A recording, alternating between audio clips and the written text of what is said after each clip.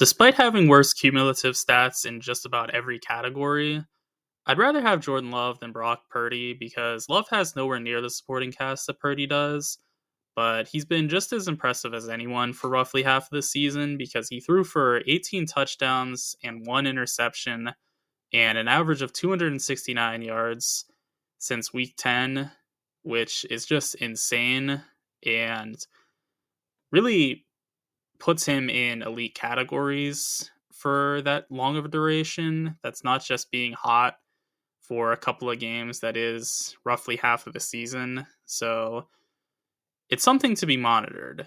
And he looked great against the Cowboys, who have an elite defense as well. So there is definitely something going on in Green Bay at the quarterback position. And between that and the fact that Green Bay also has an elite offensive line ranking in the top 6 of both PFF pass blocking grade and ESPN's pass blocking win rate, Green Bay has a chance in this game.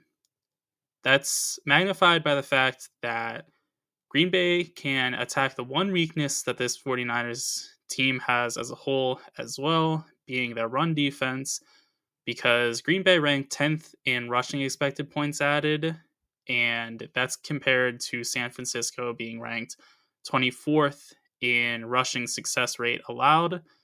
So Green Bay can be able to attack some weaknesses here, and they're going to be able to be strong against the strengths of the 49ers as well.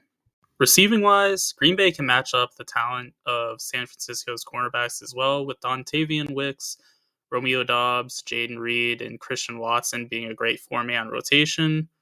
Obviously, Charvarius Ward, Ambry Thomas, and Diomedor Lenore aren't going to give up anything easily, but the talent is, again, not too far off.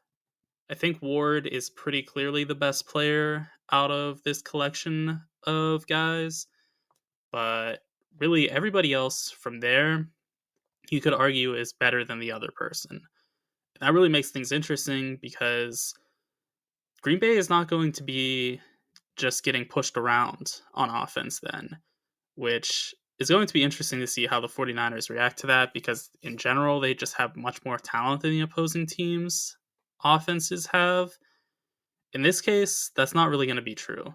Green Bay is going to have a fighting chance on offense.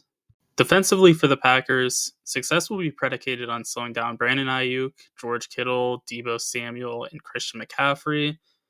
And that's where things get tricky because they have a great corner in Jair Alexander and a solid coverage linebacker in Devondre Campbell.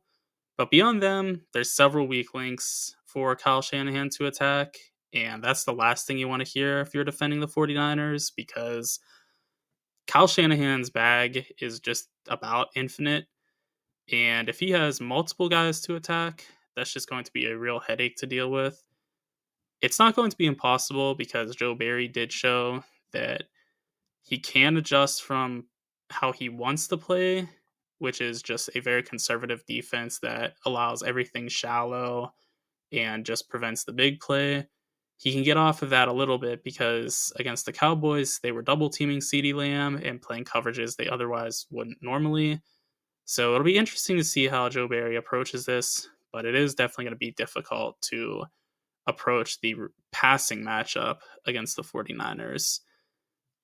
Furthermore, defensively, Green Bay holds up well and not so well in the trenches, as Rashawn Gary should torment Colton McKivitz, and then Kenny Clark and Devontae Wyatt are going to both have success rushing up the middle against Purdy, which is great because Purdy doesn't really handle the pressure all that well. He handles it at a solid enough level that he can still make plays, but he, like any quarterback, is going to struggle a lot more under pressure than he would if he's kept clean, and he's not going to be able to make those magical plays like Lamar Jackson will, for example, when under pressure. So if you can get pressure up the middle especially, that's really going to help a lot. And then rushing-wise, Green Bay is facing the best rushing success rate and expected points added team in the league, and they're a middle of the pack or slightly below average run defense. So they may die a death by 1,000 paper cuts as well. So it's really interesting to see how they match up with the 49ers because offensively, they should be just fine. And then defensively, there are some real challenges. So with all that said, Green Bay matches up nicely in some ways, but I think it's just going to be overwhelming, the talent disparity between the 49ers and them, because the 49ers are stacked on both sides of the ball, and the Packers are going to have to do everything in a difficult way. Whereas I was mentioning before, the wide receiver matchup, there's not a clear mismatch for the Packers to attack. There are some mismatches for the 49ers to attack. Both teams should be able to run the ball as well, but the Niners are a better rushing team than the Packers are, and that's by a pretty wide margin. So I think the 49ers are right to be favored here. I think they are just going to be able to make life very difficult for Jordan Love, as he's not going to have great pockets because the pressure will be there within a short period of time. And he's going to have minimal separation for the most part because everybody is in a similar tier of talent.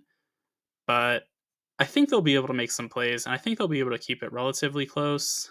So I would stay away from betting either way on the spread. I don't see the 49ers as having a guaranteed blowout opportunity, and I also don't see the Packers as having a great chance to keep it close necessarily either.